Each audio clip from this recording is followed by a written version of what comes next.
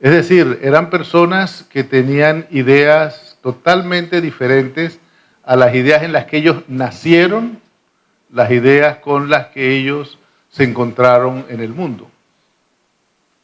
Creo que también es importante decir algo sobre la educación de Justo Arosemena. Justo Arosemena estudió en Panamá, en una institución educativa muy importante que se llamaba el Colegio de Panamá. Esa institución estaba regentada por los Arosemena. Su tío Blas Arosemena era el rector del Colegio de Panamá. A la edad de 15 años, aproximadamente, Justo Arosemena viajó a Bogotá para estudiar en el Colegio Mayor San Bartolomé, que aunque tiene un nombre así como medio de cosas religiosas, y estaba en efecto administrado por clérigos, en realidad años antes de que Justo Arosemena llegara, esa institución había sido reformada para darle paso a las nuevas ideas, justamente. Justo Arosemena se graduó de doctor en Derecho en Bogotá. Bogotá en 1840, 1837, 1839, cuando terminó sus estudios Justo Arosemena, Bogotá es una gran capital en el continente americano.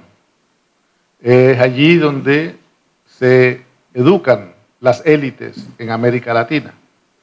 Así que ese fue el lugar en donde Justo Arosemena se educó. Justo Arosemena regresó a Panamá y encontró un país muy complicado. Se había desatado la guerra civil en Colombia, era lo que llamaban la guerra de los supremos. El Estado colombiano había prácticamente dejado de funcionar, era un gobierno que no gobernaba y cada región se fue levantando. Y los panameños, por temor a la guerra, decidieron salirse de Colombia. No era la primera vez, ya había habido intentos de separación en 1830, en 1831, y ahora pues ya era muy obvio para los panameños de que el arreglo con Colombia no iba a funcionar, así que se decidió en Panamá independizar el país, decretando una nueva constitución y constituyendo la República, el Estado del Istmo.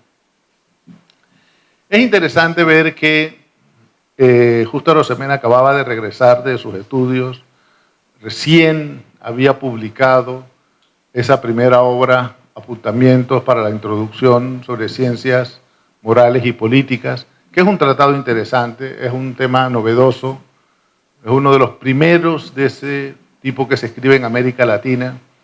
Es anterior a las publicaciones de Auguste Comte, que se le asocia con el positivismo francés, pero esas publicaciones de Auguste Comte son posteriores a 1840, así que no es cierto que Arosemena esté tratando de copiar o de emular las obras de Comte.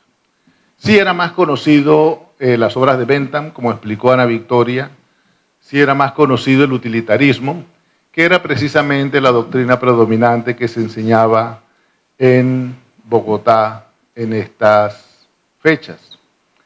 Es importante que ustedes valoren de una manera positiva lo que significaba para un joven panameño haber tenido una educación en Bogotá y regresar a su país y entonces enfrentarse al tema de la guerra, porque lo que venía era la guerra. Justo Arosemena tuvo una participación interesante en la constituyente de 1840. Como una persona con habilidades para escribir, para redactar, conectado con las nuevas ideas, aparentemente él redactó un proyecto de constitución. Así que, si nosotros tomamos en cuenta que la Constitución de 1840 es la primera constitución hecha por panameños para Panamá, Justo Arosemena hizo el primer proyecto de constitución para esa constitución y que fue discutido por la constituyente, y obviamente la constitución misma es un poco diferente del proyecto que redactó Justo Arosemena. Justo Arosemena actuó como secretario de la Constituyente, aunque luego, cuando se formalizaron ciertos trabajos, Tomás Herrera, que era el líder político del movimiento, designó como secretario a José de Ovaldía. Por eso en los documentos el que aparece como secretario de la Constituyente es José de Ovaldía y no Justo Arosemena. Pero digamos que el trabajo real, eso que se llama la persona que trabaja cuando hay una comisión, esa persona que trabaja era Justo Arosemena. Y le tocó redactar muchas resoluciones, documentos jurídicos en esa fecha. Hay que decir también que aprendió Justo Arosemena sobre esa república efímera de 1840 que duró aproximadamente 9 meses. Luego de que el Estado colombiano, las autoridades centrales de Bogotá, se organizaron para reprimir las distintas sublevaciones que había habido en Colombia, entonces les quedaba un tema pendiente, Panamá. Y como Tomás Herrera había sido uno de los generales de Bolívar, era un hombre muy conocido, era una gran personalidad de la época, los colombianos le dijeron, él no era un enemigo para ellos, le dijeron, mira, nosotros te aconsejamos que deroguen la Constitución y regresen a Colombia. Porque si ustedes no regresan a Colombia, los vamos a invadir.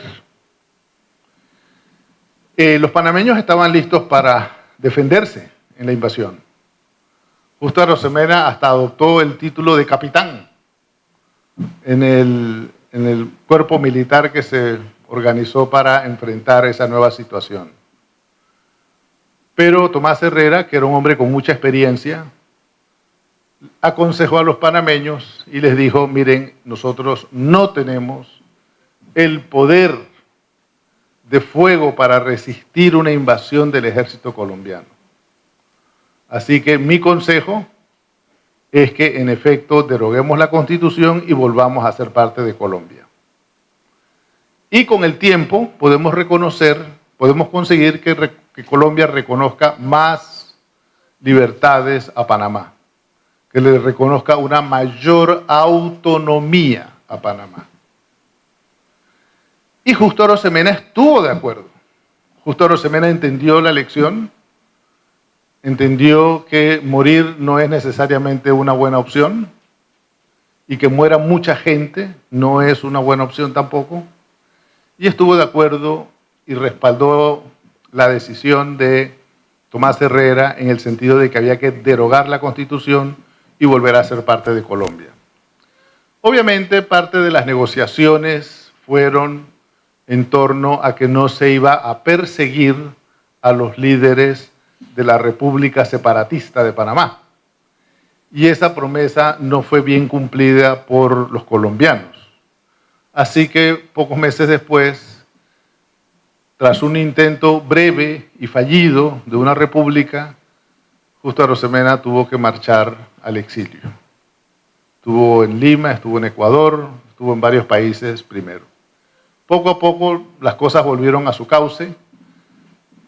Justo Arosemena se instaló en Bogotá y continuó la lucha de los panameños para tener un reconocimiento de ser una comunidad política distinta dentro del esquema colombiano.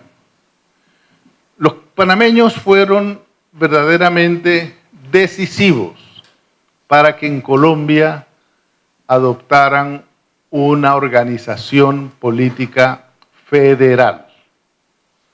Y fue un poco el ejercicio, el trabajo del pensamiento de Justo Arosemena a hacer un alegato por esa causa, de que la mejor forma de gobierno era la federal.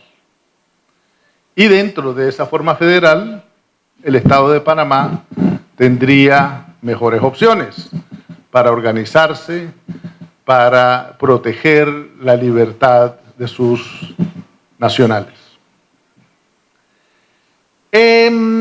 En 1853, el Senado colombiano finalmente aprobó una reforma constitucional para permitir que Panamá se convirtiese en un Estado federal de Colombia. Después de Panamá siguieron otras constituciones de Estado federal en Colombia, pero la primera fue la de Panamá. Y hay que recordar que esa reforma constitucional de 1853 fue el resultado de un gran alegato por el federalismo desde el punto de vista panameño. Ese gran alegato del federalismo, por el federalismo, es esa obra que ustedes seguramente conocen, han leído o han escuchado de ella, que es el Estado Federal de Panamá.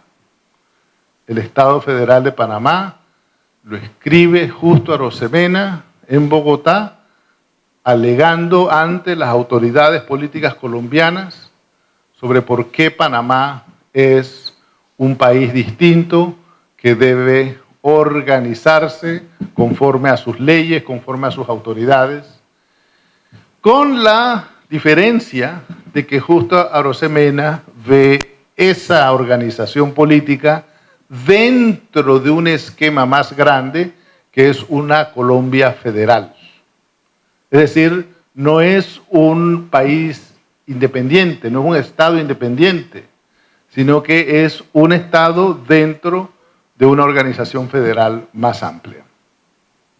Ustedes me van a preguntar, ¿y por qué será que Justo Arosemena no creía que Panamá debía romper del todo con Colombia?